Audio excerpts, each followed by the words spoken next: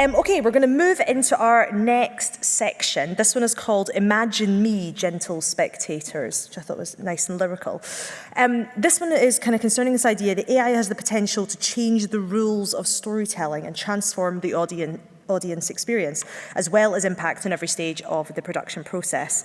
The session we're going to go on to next is going to look at some of the emerging forms of narrative and audience-writer collaboration, both the potential and the challenges that AI presents creatively and commercially, and also ask what's next in terms of immersive AI-driven storytelling. So I'm very excited about this next session. We're going to have a little talk as well from one of the panelists, Adam. First, he's going to be the chair. So before we do that, though, we're going to introduce the other panelists who are going to come on and join him. So first we have Gadney from Charisma AI. He's been working at the intersection of media and technology for over 20 years, initially as the first head of digital for Penguin Books UK, then at the BBC and The Guardian, before setting up his first games company, developing massively multiplayer games. Joining him is going to be Ian Hambleton from Maze Theory, founder of Output Group and the global creative network Glug Events. Ian helped launch Maze Theory in September 2018 and has a boundless passion for virtual reality as a unique entertainment medium that sits between cinematic film and TV, immersive theatre and gaming. And finally, we've got Abigail Williams from the University of Oxford. She's professor of English literature. She works on 18th century literature, digital humanities and the history of reading, and was Oxford's first knowledge exchange champion for the humanities. She currently leads on innovation at the English faculty of Oxford. Please join me in welcoming the panellists to the stage.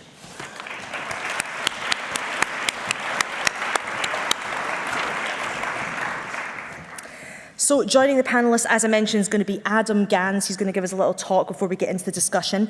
Adam Gans is a reader in screenwriting at Royal Holloway University of London and head of Writers Lab at StoryFutures Academy. He writes for radio, film and TV and also works as a dramaturge and narrative consultant. Earlier on, I had to ask someone what that word meant and how to pronounce it. I hope I got it correct. Someone told me it was a hard G, someone said it's a soft G. I hear it's a discussion. Anyway, Adam is currently completing a book on how Robert De Niro works with screenplays. I'm sure you will join me in enjoying this panel with such an eclectic group of people. Please join me in welcoming Adam finally to the stage.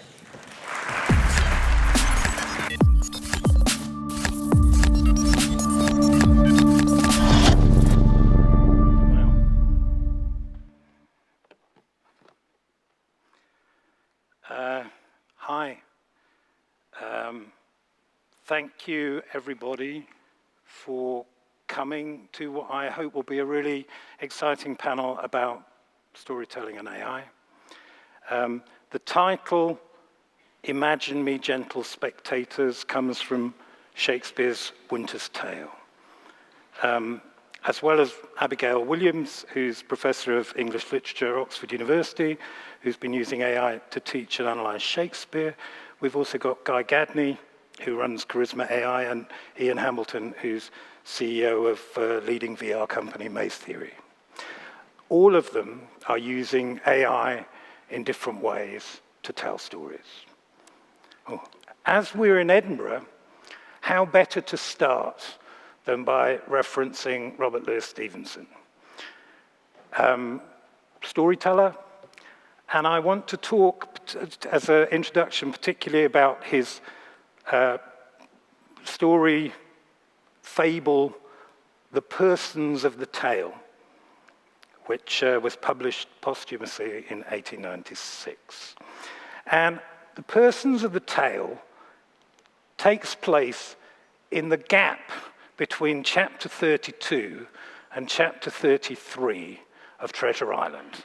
And basically what happens is, as he says, after the 32nd chapter of Treasure Island, two of the puppets strolled out to have a pipe before business should begin again and met in an open place not far from the story. And they start having a debate, you know, I'm only a character in a sea story, I don't really exist. And then, come, Captain, says Long John Silver. There's no call, he said, do characters exist separate from the story? And he says, I don't exist either. Were you never taught your catechism? Don't you know there's such a thing as an author? And they then have a kind of debate about whether there's an author. If there is an author, why has he made them that way? Do you think there's just this present story paper? And then Long John Silver says, what I know is, if there is such a thing as an author, I'm his favorite character. He does me fathoms better than he does you. Fathoms he does, and he likes doing me.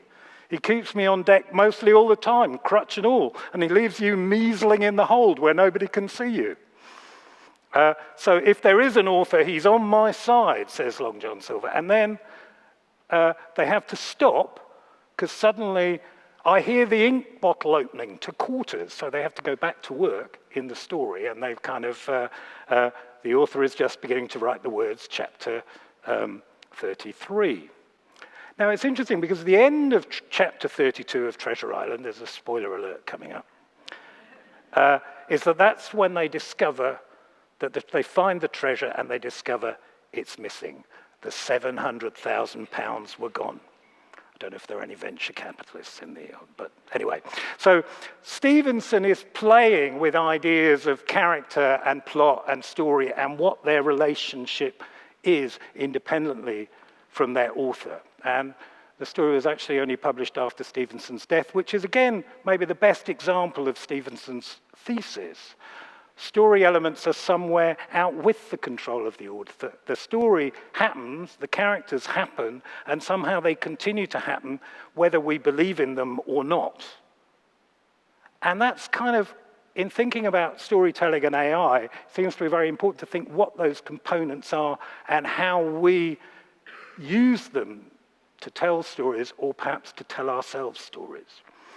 There's a psychologist called Jerome Bruner who wrote The Narrative Construction of Reality, how the mind structures its sense of reality through kind of mediation of cultural products like language, as we've heard earlier today, and particularly narrative.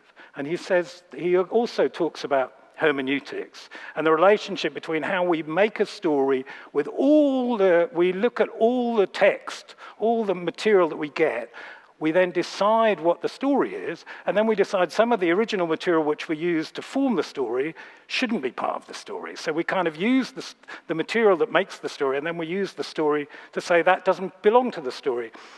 It's a bit like when you say, or your child says, or whatever, I don't think the alien would have done that.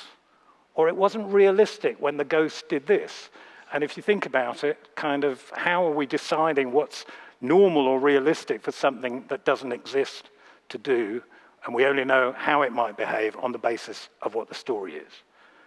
So just as Stevenson did with Treasure Island characters, he imagines them free, speculating about their creator, as we do.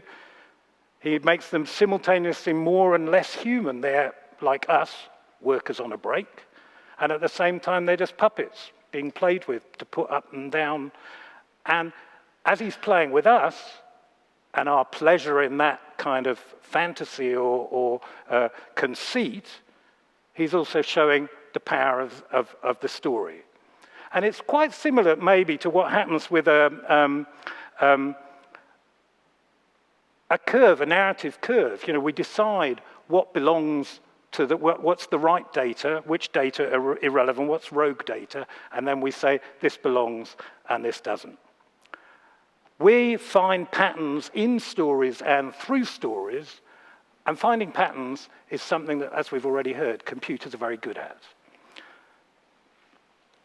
So this is some work that I did a few years ago now with Professor Fionn Murtagh, who's a computer scientist, looking at narrative structure in screenplay, using correspondence analysis to find patterns, firstly, which scenes are like which other scenes. It's Casablanca on the left, and particular scenes using kind of word clouds and finding where the patterns are.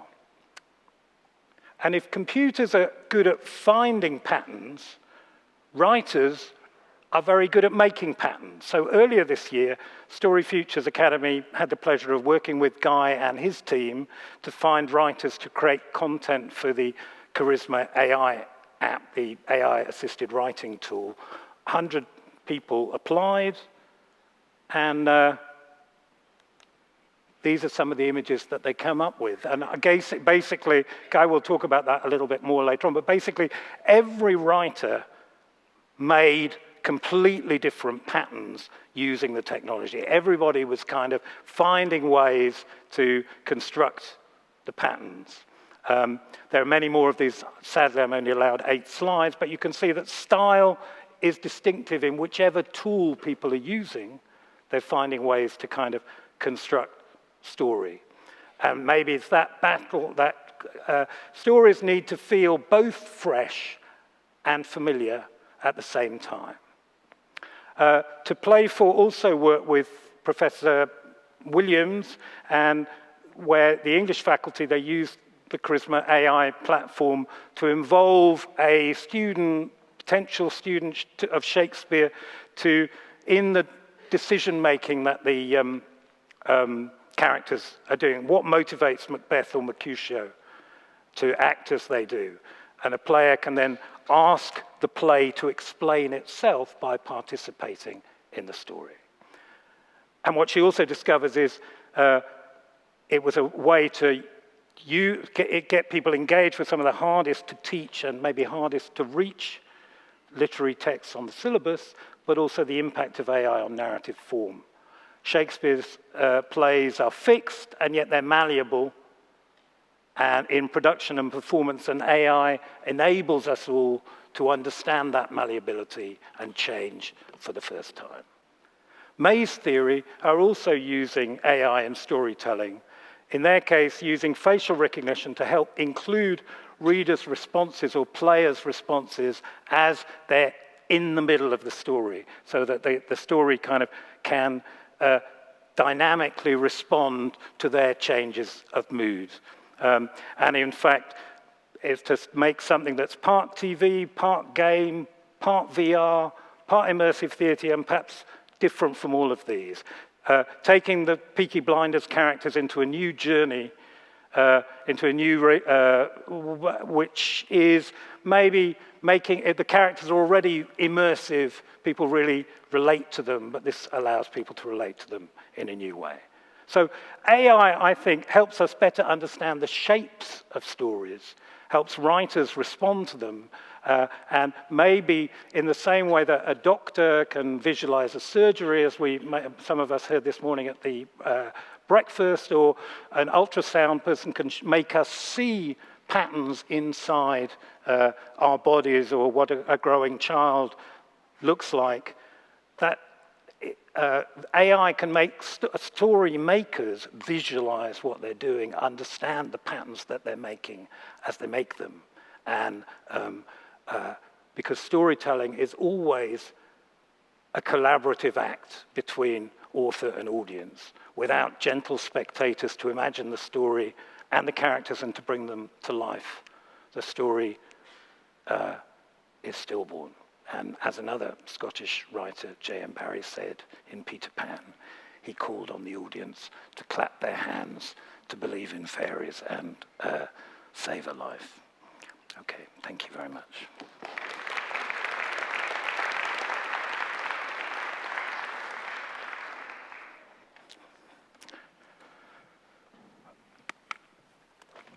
So I'm now going to start by asking a couple of questions. I'm actually going to ask Abigail first, because your slides are up behind you. We've had had a lot of help in ensuring that the slides, which people are relevant to the work that people have been doing. So, Abigail, you've talked a bit about how. Well, you haven't yet. What have you learned about Shakespeare from working on it in AI? How has Charisma AI revealed? What did it reveal about Shakespeare to the students and to you? Thanks. Hello, everyone. So I guess I've learned things both about Shakespeare and about the ways in which Shakespeare might be taught, and some of the obstacles in teaching historic texts which are inaccessible to a generation of kids. You know, kids like my son, who's 12, loves Fortnite, hates Shakespeare. You know, what do you do? How might you use AI to kind of broker that relationship in a more positive way?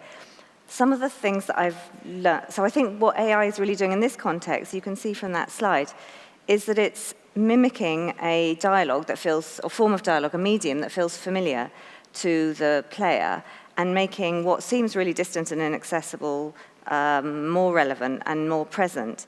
And in doing so, creating a stronger relationship between the player, or the reader, or the user, depending on how we see them, and the fictional characters in the play.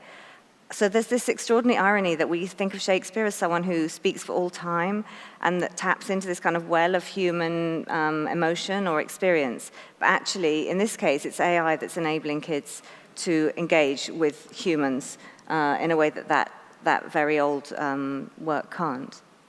Great, thank you very much. Guy, what did you discover when authors met AI? How did that change? Did you discover new things about the platform? Did writers discover new things about themselves? Yeah, very much. And I think the key thing, and again, to look at the slides that you've got there, it's about the positioning of the player, as we call them. And by the way, there's a sort of slightly silly riff on the fact of, Shakespearean players and games players as well. So we call them the player because we got bored of debating whether it was a reader, a user, a player, whatever. So our players, rather than having the player control the story in a sort of, as people are used to in Choose Your Own Adventure, which tend to be branching narratives but are pretty regulated. So rather than have the players control the story, what we want them to be is inside the story. And that is a fundamental shift. And it's a fundamental shift for the writer and the author as much as it is for the player themselves. Because what the writer now has to do is think about the different responses that the player will make and think about the impact of that back on their characters. So it's this sort of one line that is super easy to say, which is we put the players inside the story. But then you've got to cascade down into thinking, how on earth do you do that? And even just in here, you see that that's not a multiple choice question where you have sort of Who Want to Be a Millionaire 3 buttons that you can press different things. That's completely free text. It's conversation that's going on there between the characters. So to do that, I suppose, again, our goal with Charisma was to make it easy for writers so that they could use the platform to express the way they want to tell stories. And as you saw from those two example graphs we put up there, some are very linear, and that's often someone who's used to writing novels or more linear things, and then some are crazy cobwebs of structures, where often people are more used to writing games, or they're more technical in their knowledge, and they understand both storytelling and tech, and they're writing this sort of hub and spoke, but very conditional story structure, where you see the conditions come out a lot more than the dialogue. So, without getting too deep into it, you sort of see that we wanted to create this system where writers could have the freedom, I suppose, to write the story they wanted to write, but with that difference being that the player, their audience, is now inside it, talking to the characters. And what they say, by the way, changes, and I'm sure we'll talk about, what changes the mood of the characters. And that then changes the story itself.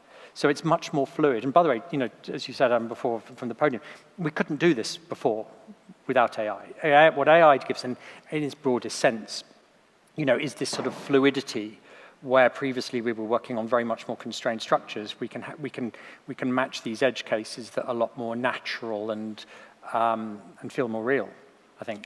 Great, thank you very much. Ian, can I ask you, this morning you said that you were involved in evolutionary storytelling, and you said that happened kind of a space in between TV and film, games and immersive theatre. Yeah. What do you think AI offers to that combination of media? So, to take a bit of a step back, the reason we're passionate about VR and immersive storytelling is because it sits within that triangle, and it's like a new genre of entertainment. It's participatory involvement in sort of theatre and gaming and that medley of all those. I run a game studio. I'm not particularly into gaming. I'm into entertainment, and that's the thing that gets me most excited about the products we do. So really, if we're all about that, we're using AI to enhance that.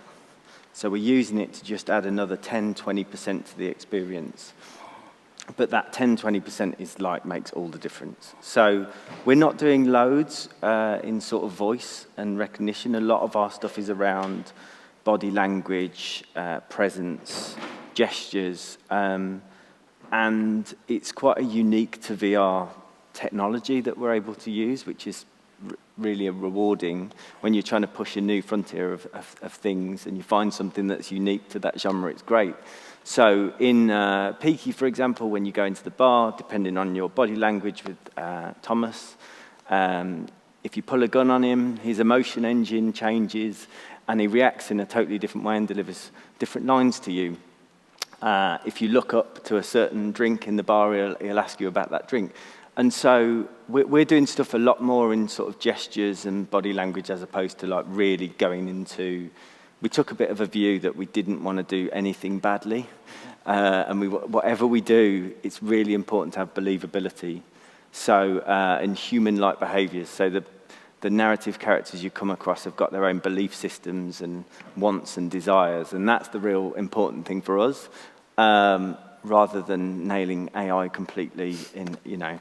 But maybe we can all work together and you can add that, so that would be perfect. So Abby, well, you were talking also that people are discovering different possibilities in Shakespeare because if they're seeing Mercutio's dilemma or Macbeth's dilemma, it changes their attitude to the whole text. Could you say a little bit more about that? Do you mean narrative possibilities or emotional possibilities? Whichever, or so the connection between the two, maybe. I mean, it's really interesting, because when I started out this project, and I talked with Guy and his team about it, we were thinking about it as a kind of multiple choice Macbeth. So we chose Macbeth and we chose Romeo and Juliet, because they're the most commonly studied Shakespeare plays, which every kid has to do on the secondary school curriculum. And we had this idea that you could invent your own alternative path through those plays, and that we could use Charisma AI to do that. And then we thought about what we're actually using this for. Is it entertainment or is it education? And because it had an educational purpose and was really intended to help kids to engage more fully with those texts, what on earth is the point of teaching them the wrong version? Do you know what I mean? Like, are they then going to write essays about the version of Macbeth that they created rather than the one that is? So we haven't done so much of the kind of mapping alternative storylines through an existing narrative, partly because of the educational function that we saw this project as having. And I guess that's an interesting thing around what your output is and your intention and how that then shapes what you're doing with the AI and how far you use it. I think in terms of the kind of emotional possibilities within it, so what Charisma can do is not just use machine learning to understand the words that you use, but also the kind of emotional register that you're using and then respond relating to that. So it's predicated on the emotional engagement of the player and will deal with that. And that's something really new for anyone who is reading a Shakespeare play or even watching a Shakespeare play. You know, we have always said, oh, the most interactive experience you can have with Shakespeare is to watch a play on a stage. But actually, you know, getting to chat with the characters and about how they feel and about what you think about the decisions that are being offered is a whole new level of engagement and interactivity. And the idea that a player might, through the way they personally respond, then shape how that form of engagement, I think, is really exciting and very compelling for students of that age or for anyone who's playing it. Yeah, it strikes as you talk, it's a bit like what happens when you watch a football match and then you go and interview, what were you going out there, what were your feelings like? Do you know, so Macbeth, how did you feel when you discovered that your wife was? I mean, but that brings it dynamically to life, but it also seems to me that the ways in which we're constantly able to reinvent these texts, because people talk about Shakespeare as being something quite static, but what Shakespeare meant to Shakespeare and what it means to us now and all the different modifications, all the different ways you might think about it, it must also be a way of allowing people to kind of understand characters' motivations, some of which are very similar, perhaps, from what's going on now, but some of which are miles away, you know, from, you know, some of the issues that are like, hopefully there is nobody around who's going to go through what Romeo and Juliet went through. I think, I mean, what is really so I have been to a million 18th century conferences and no AI ones before. So some of the chat here is super familiar to me and some of it is deeply unfamiliar. And the familiar bits are stuff which we talk about all the time in literary studies around intention and the ownership of a text and what happens when something moves away from being the product of its creator to being owned by somebody else. And those are things that, you know, we not invented, but we started talking about the death of the author over half a century ago in literary studies and critical theory. And so some of this discussion is straight from literary studies, but those discussions have already happened quite a lot. And Shakespeare seems a really good example of thinking about what happens when you have something which moves away from the original intention behind it and gets repurposed, and you lose sight of who's created what. Because you know, when you do a production of Shakespeare and you do a new interpretation, so you set it in the 1980s to make it about capitalism or something, you know, who owns that new interpretation? Is that the actors? Is that the director? Is that Shakespeare? Is it the playhouse that puts it on? So some of those questions that we are dealing with, those conceptual questions around authorship and IP seem very relevant. I was just thinking, there's sort of a bit of responsibility when you're doing what you're doing, because at what point does this become a mongrel of just totally new and not the spirit of what it is? Yeah. We try and think about like core principles of why we're doing it, and go back to those, like the way you came back to with education. Yeah. Because if you don't have those, then it can just sort of grow into something that it's not meant to be, I think. So, yeah, that's how we try and approach it. I think it's really helpful. There's another bit which I like in this, which is sort of Marshall McLuhan angle of message matching the medium. And if this is a new medium, like the internet, it's a communications medium. And therefore, if you're trying to match your story onto that medium, it's going to be a story that's going to that we believe is going to focus more on characters than it is on the story. The power of communication, Adam's mobile phone going off, that's classic. Right. I think it's an estate agent. Ooh, that's exciting. You should answer it, which is good. So you can ask him some questions. There So I should also have said that Slide.io is available if anybody wants to ask questions from the audience. Or you could phone him on 07494. So we, our view is that actually it's the characters that surface more in this medium. And, emotionally, if you think about it, when you look at, the end of a big series like Game of Thrones, and you look on social media about how people are responding to it, it's this outpouring of, grief. Oh my God, how am I going to survive without these characters? They're not saying how am I going to survive without Westeros. They're talking about the characters because that's where the emotion comes. And actually, anecdotally, it reminds me when we did in my previous startup, we did the mobile game for Sherlock for the BBC drama with Benedict Cumberbatch, many of you know. And the first bit of it, when you open up the app, is Benedict to Sherlock sort of breaking the fourth wall for the first time, right? So on TV, he never does that. In ours, he did, and he walks towards you, and he breaks the fourth wall and addresses you and says, "Oh, you smell." And the reaction we had was fascinating, which is that people blushed. And that was the response. We thought, that's perfect. We've got this emotional response from essentially what is a mobile game. And once we knew that we were on the right track in bringing those characters to life. So I think there's again, Shakespeare, it's the characters we love. Yeah. It's Peaky, it's the characters. I actually wanted to say, that Shakespeare and Peaky Blinders are actually a pretty good fit in terms of kind of revenge, violence, love, passion, struggles to own, and, I don't know whether there's a Macbeth strand in Peaky, but there certainly could be. I was just thinking as you were talking that for me it's not necessarily, with the AI bit, is not necessarily about characters, but it's about relationships. Yeah. Because obviously in like Game of Thrones, you fall in love with that character, but it is being broadcast at you. Yep. And actually the thing we're really trying to achieve is a sort of relationship with the character, because we think that's like another level of being rewarded. It's the end goal. Characters, the end goal is because then you feel like you've got a so. But I would also say that I think people need, even when you're watching a linear story, you need to be able to predict what happens but not too often. You also need to be surprised. And I remember talking to an editor, film editor friend, who said it's about 80%. People need to be able to predict what's going to happen about 80% of the time. And actually, but sometimes things have to happen that you can't guess, because otherwise you could guess it. So, so you need to be involved in those moments of change, dynamically in those moments of change. And often when you're watching a story, whether it's VR or not, you're imagining both outcomes.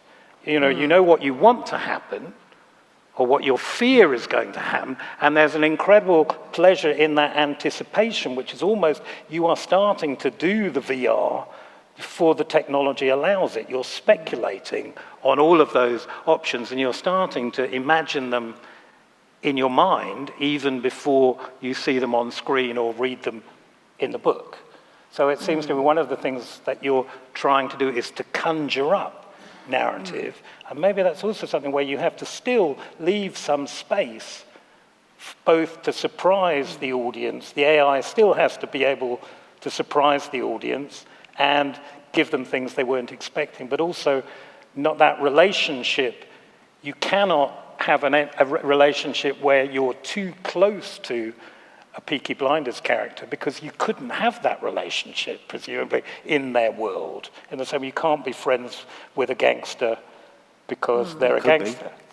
I suppose you're right. I'm just trying to think it through while we're here. And the thing is, on that 80-20 sort of angle, whilst you want people to have flexibility within the story and build a relationship, if it just strays into sort of open world conversation, it's just not going to be the thing that people love anymore, I don't think.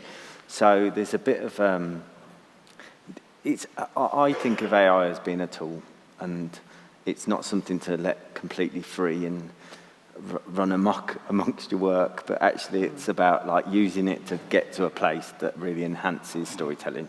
And, you're dead right. And actually, that was why we created Charisma, was because we couldn't tell the stories we wanted to tell, because they were complex and there was nothing out there that would do it. And to your point, that we started off playing with chat tech, and we were doing it, which dates it into sort of Second Life worlds. And then we thought, what would happen if we created a character or characters that were emotionally engaging? So we thought, okay, well, so who do we engage with?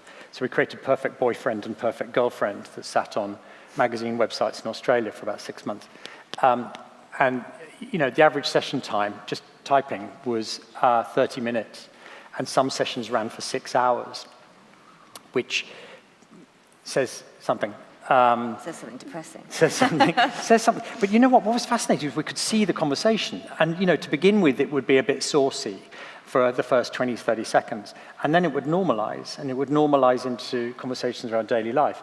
But to your point, Ian, there was no storyline to it. So that conversation never really went anywhere. It was just a bit of back and forth. So then we thought, let's go darker, and we created the Serial Killer Project, where there is very definitely a dominant, step 1, 2, 3, 4, which was the direction of the story. And that was when we really found that there was nothing out there that we could write into, so we created it. I'm starting to get some questions coming through, and so first one, where does balance sit in terms of the cultural artifact when it's transformed? Is the content the thing, or is the form or context of Shakespeare still important? So what's the balance between the original artifact and the way that it's changed in this new medium? Question for maybe for so I'm not quite sure whether that's a question about, is that about who you are most wanting to, are you trying to turn it into digital entertainment more, or are you trying to be true to Shakespeare? I think that's what the question is about. So I think that's a really interesting question, because if you want to make it work at all as entertainment, educational entertainment, then you have to do quite a lot to turn it out of being straight Shakespeare. So we had these discussions at the beginning about how you couldn't just chop up all the historical language in a Shakespeare play and turn it into WhatsApp text, because that it just doesn't work. So we went for a kind of combination of contemporary idiom and historic language.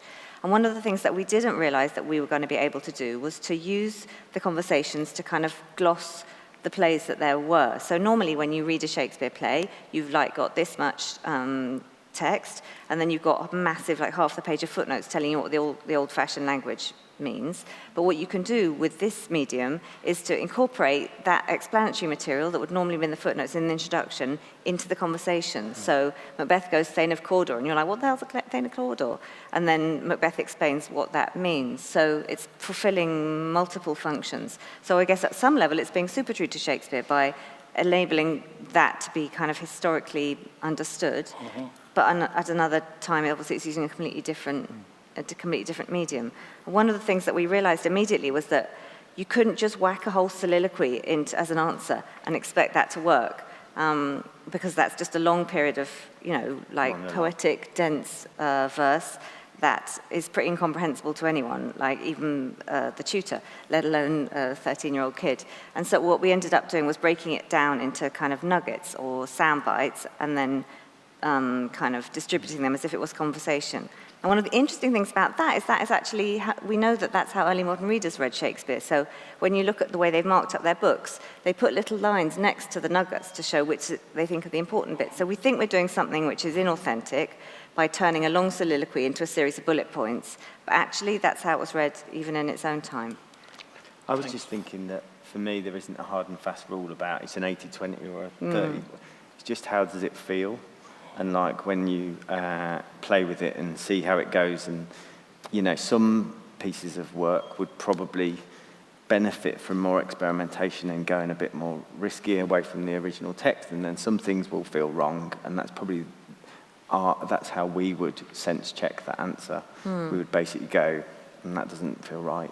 I've got another question which connects to this.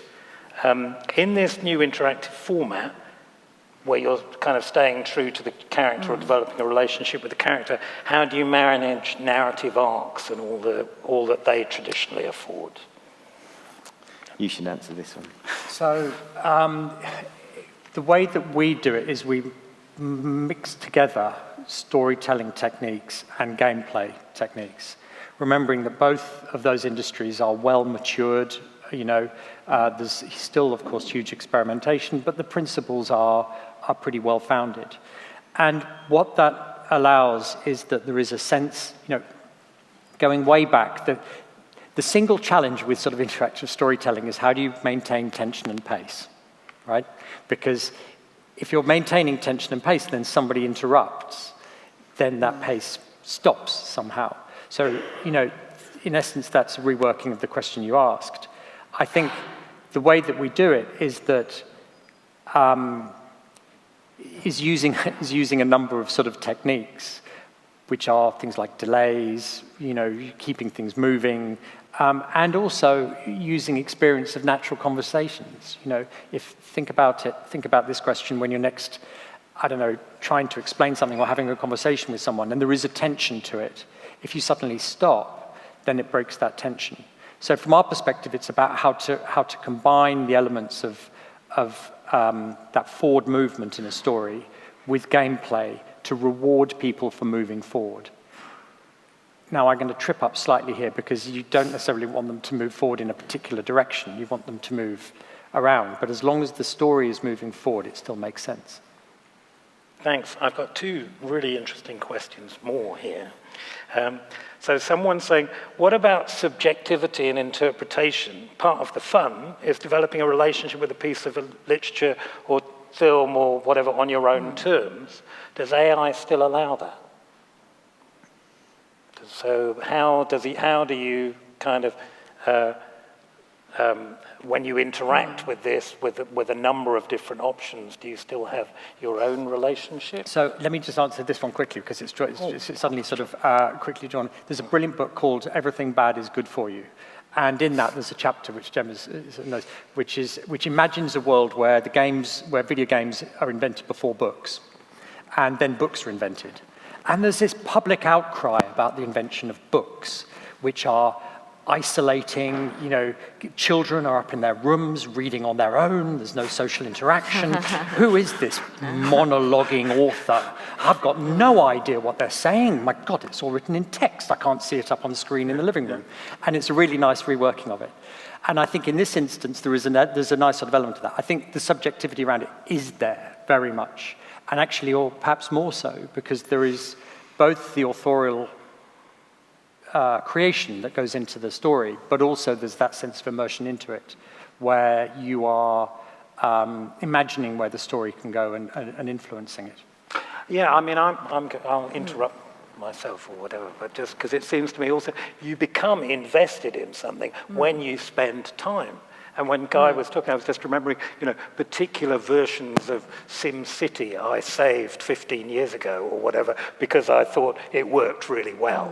Do you know what I mean? And somehow that's my town, and I'm invested in it, and I've created a narrative around what happened, which is entirely to do with a relationship with a game engine, which created a particular pattern with my intervention, but I still remember that town. And what a good mayor I was. I mean, I would say that the danger is not enough subjective investment, but too much, that people appropriate a play and take it way away from its original purpose or intention or meaning because of the degree of engagement and interactivity that this kind of software offers. So I wouldn't, because I think it's much less about controlling a single interpretation than it is about promoting multiple forms of engagement.